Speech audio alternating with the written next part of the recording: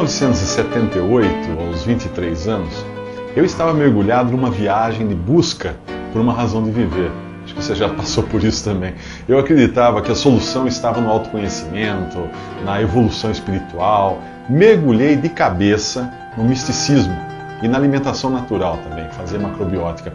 Minha cabeça era um caldeirão de ideias espiritualistas, eu lia de tudo.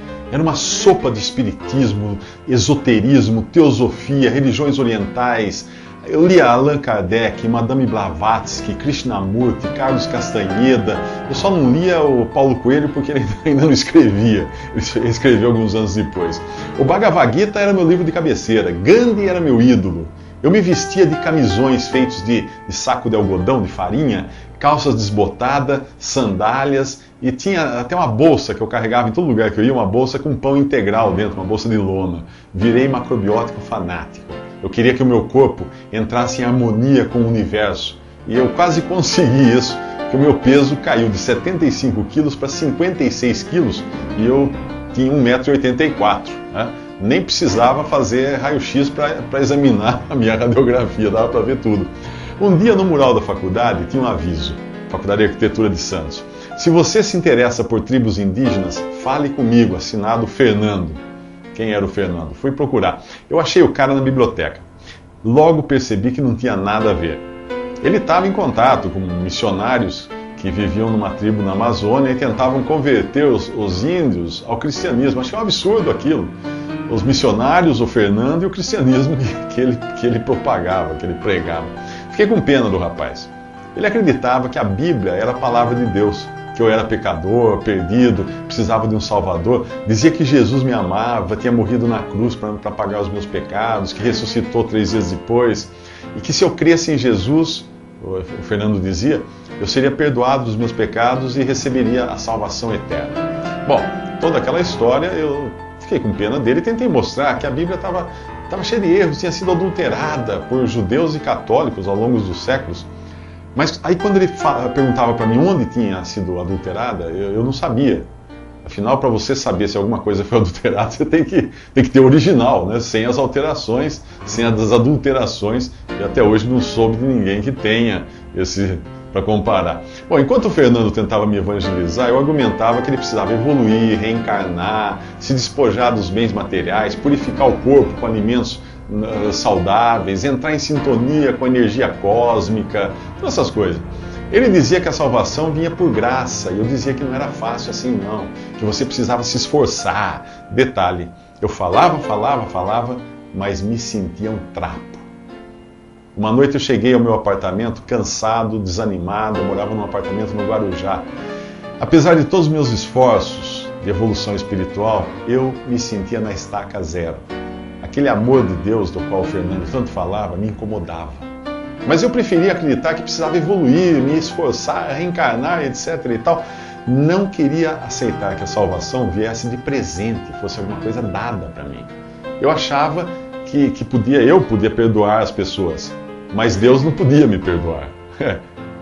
Para isso eu precisaria merecer o perdão. Bom, naquela noite me revoltei contra Deus e desafiei a Deus a provar que a Bíblia era verdade. Falei com ele, bravo assim. Peguei uma Bíblia que eu tinha lá em casa, no meu apartamento, abri a esmo, estava sozinho, caiu no capítulo 38 de Jó, onde Deus dá a maior dura, passa o maior sabão em Jó, por se achar entendido, por se achar. Depois daquela, achei melhor ir dormir. Um dia, passaram alguns dias, eu entrei numa livraria, lá no Guarujá, para comprar um livro. Saí com 2. O segundo era A Agonia do Grande Planeta Terra, de Hal Lindsey, que falava de profecias bíblicas. Eu li de um fôlego só, e aos poucos eu fui entendendo que era realmente um pecador perdido. Com essa convicção veio também o entendimento de que alguém espiritualmente morto, perdido, não tem vida suficiente ou força suficiente para sair dessa condição. O afogado não pode salvar a si mesmo. O auxílio precisava vir de outra pessoa, de alguém de fora. Eu entendi também que Jesus tinha resolvido a questão dos meus pecados na cruz, que Ele tinha morrido no meu lugar, que Ele tinha me substituído. O castigo que eu merecia, Ele tinha tomado, Ele tinha levado. E depois Ele ressuscitou. Aquele amor incondicional de Deus começou a fazer sentido no meu coração. Eu não precisaria evoluir, eu não precisava reencarnar, eu não precisava fazer qualquer coisa para merecer a salvação. A coisa era simples. Eu não merecia de mim mesmo, e nunca ia merecer. Mas Deus queria me dar a salvação em troca de nada. Deus queria me dar a salvação só porque Ele me amava. Deus não queria barganhar com o seu amor. O amor ama de forma incondicional, senão não é amor.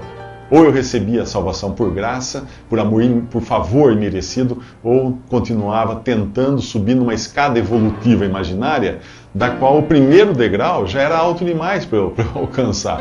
Todo aquele espiritualismo que eu tinha seguido, nada mais era do que a crença em mim mesmo, na minha própria capacidade de conseguir alguma coisa, e não no amor de Deus.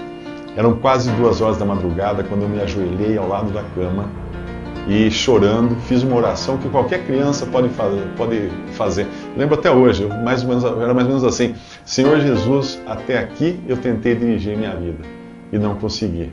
Por favor, toma conta de mim, me salva, Senhor. Foi isso que eu pedi. Foi ali que eu me rendi nos braços do Salvador. Eu sabia que tinha sido aceito. Ah, como sabia. E começava em mim uma nova vida em Cristo que já dura mais de 30 anos.